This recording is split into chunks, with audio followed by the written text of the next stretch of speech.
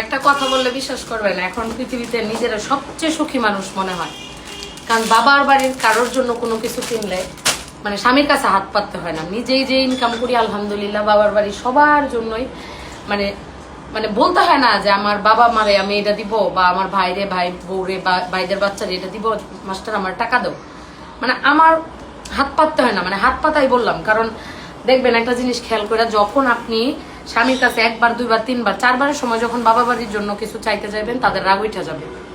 মানে এটা পৃথিবীর যত কোটিপতি হোক, যত টাকাওয়ালা মানুষই হোক, যত দিলওয়ালা মানুষই হোক, এটা কোনো পুরুষের কাছে ভালো লাগে না। পুরুষ প্লাস পুরুষের ফ্যামিলি। আবার আপনি হচ্ছে যে এটা উচিত না যে বিয়ে করে আসার পরে আপনি আপনার বাবা বাড়ির এত টানবেন বা দিবেন, এটা উচিত না। তাহলে সাংসারিক অশান্তি হয়। তার চেয়ে ভালো কি নিজে কিছু কামান, নিজে ইনকাম করেন, যেন মানে বারবার স্বামীদের কাছে বা স্বামীর পরিবারের কাছে চায়া বাবার বাড়ির পরিবারকে কখনো দিতে না হয়। নিজের মানে পায়ের নিচে মাটি থাকলে নিজের মাটি দেই সবকিছু করা যায়। মানে আমার এত খুশি লাগে এখন, সত্যি কথা বিশ্বাস করবেন কিনা জানি না। মানে অনেকে বলেন না ইনকাম করার কি দরকার, জামাইয়ের আছে, শ্বশুর বাড়ি তো আছে। এটা আসলে আপনারা বুঝবেন না, একটু দূরে যাও। এটা আসলে আপনারা বুঝবেন না। এই যে দেখেন আমার ভাতিজি হয়েছে, ওর বয়স আজকে মনে হয় 1 মাস বা 1.5 মাস। তো আমি ওরা এখনো দেখতে যাই না, আজকে দেখতে যাব।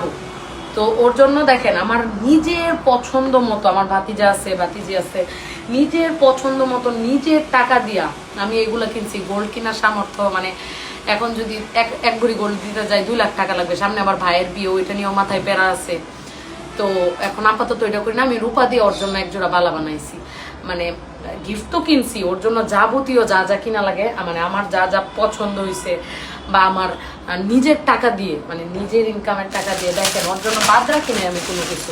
মানে আমার ভাতিজি এদিকে আনো, এই যে দেখেন এটা ভাতিজির ড্রেস, এই যে আরো আছে তার মধ্যে। এই যে দেখেন ভাতিজির জন্য, ভাতিজার জন্য দেখেন আমি কত কিছু, মানে ওর যা যা লাগবে একদম, ওর অলিভ অয়েল থেকে শুরু করে, ওর ডে ওয়ানের ফিডার থেকে শুরু করে, ওর লোশন, সাবান, শ্যাম্পু, ওর বডিতে মানে যেই লোশন মাখবে, ছোটটার জন্য দাঁত ব্রাশ, মানে ইচ অ্যান্ড এভরিথিং আমার যা যা প্রয়োজন ওর জন্য সেটাও কিনছি। প্লাস হচ্ছে আমার ছোট ভাবির বার্থডে, তো ছোট ভাবির বার্থডে এখন হাজব্যান্ডের কাছে সবসময় চাই, তো আমি সবকিছু করতে পারবো না, এটা অনেকেই পারে না। তো এটা খুব খারাপ দেখা যায় আর কি। তো সেই ক্ষেত্রে আমি নিজের টাকা দিয়ে এই যে তার জন্য পার্স কিনছি, আবার তার জন্য একটা ড্রেস কিনছি। তো বিশ্বাস করেন একটা মেয়ের, আপনারা যে প্রশ্ন করেন যে ইনকাম করার দরকার কি, সবচেয়ে বড় দরকার হচ্ছে মেয়েদের ইনকাম করার এই যে তার পরিবারের জন্য, যারা তারে পাইলা পয়সা বড় করলো, তারা তারে বিয়ের আগ পর্যন্ত, বিয়েটা কখন হয় মানুষ কিন্তু মেয়েরা জাজ করে বিয়ে করে মেয়ের কতটুকু যোগ্য, কিন্তু সেই যোগ্যটা বানায় কি মেয়ের বাবা মা। আমারে ধরেন পছন্দ করছে আমার শ্বশুরবাড়ির মানুষজন, অবশ্যই আমার যোগ্যতা দেখে, এরকম হাজার হাজার মেয়ে আছে যাদের যোগ্য দেখেই কিন্তু তারা বিয়ে করায় ছেলেকে।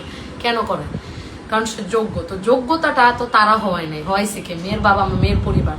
তো বিয়ের পরে ট্রেন্ডটা এরকম হয় যে মেয়ের পরিবারের আর কিছু করা যাবে না, করলে শ্বশুরবাড়ির মানুষ রাগ করে।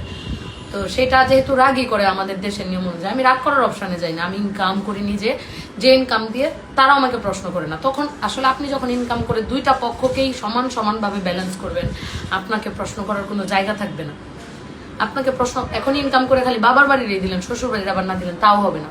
ব্যালেন্স করে চলতে হবে। জীবনটা একটা দাড়ি পাল্লা, আপনি এখানে একটু কম দিলে এটা উপরে উঠে যাবে, আপনার এটা নিচে নামে যাবে, আবার এটাতে বেশি দিলে এটা নামে যাবে। সো জীবন একটা দাঁড়িয়ে পারলে আপনি যত ব্যালেন্স করে চলবেন জীবন তত সুন্দর। আমরা বলেন জ্ঞানে তো কেত, এই যে জীবনে বাস্তবতা থেকে শিখছি। এই টাকা, এই যে টাকাগুলো আজকে আমি এখানে কত টাকার শপিং, আমার মিনিমাম 20-30 হাজার টাকার শপিং, একদম বাবুর বালা শহর, ওপার যে বালা করছে ওইটা সহ।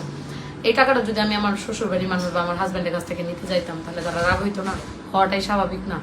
মানে সাংসারিক এত খরচের মাঝখানে আমি আবার আমার পরিবারের জন্য তাদের কাছ থেকে টাকা চাই নিব, এটা আমার জায়গাতে আমার ভাই বউ করলে আমাদেরও রাগ উঠবে। সো সব দিক চিন্তা করে বিবেচনা করেই চলার নাম জীবন। তা আজকে সবাই দোয়া করেন, আমার ভাতিজি হইছে, দেখতে যাচ্ছি রাত্রে, তাদেরকে দেখতে যাব। আমার বাবার বাড়িতে ওই যে বাড্ডাতেই তারা থাকে, আগে মহাখালীতে থাকতো বলছিলাম তো। সো সুন্দর একটা ভিডিও আসবে এবং তাকে আমি সারপ্রাইজ দিব। এই ভিডিওটা এখন আপলোড দিব না, এটা আপলোড দিব আজকে ওদের বাসায় যাওয়ার পরে রাত্রে, নাইলে এখন যদি আপলোড দিয়ে দেয় ওরা তো জেনে যাবে সারপ্রাইজ গুলা কি কি এক একজনের জন্য। সো ভিডিওটা এখন করতেছি দুপুর 2টা বাজে, আর আমি রাত্রে ওদের এখানে যাবো রাত 8টায়, তখন এটা আপলোড করবো। ঠিক আছে, সবাই ভালো থাকেন। আর যেগুলো বললাম এগুলো থেকে পজিটিভ জিনিসগুলো নিজের ভিতরে নেওয়ার চেষ্টা করেন, কিছু করার চেষ্টা করেন আপুরা। এইটুকু টাকাও থাকলে না নিজের মতো করে সবকিছু করা যায়, বিশ্বাস করেন মানসিক একটা তৃপ্তি পাওয়া যায়। আমি এখন অনেক তৃপ্তি পাই, অনেক খাটার পরে যে ইনকামটা করি সেটা দিয়ে আবার সবার জন্য করি, মানে অনেক সুন্দর।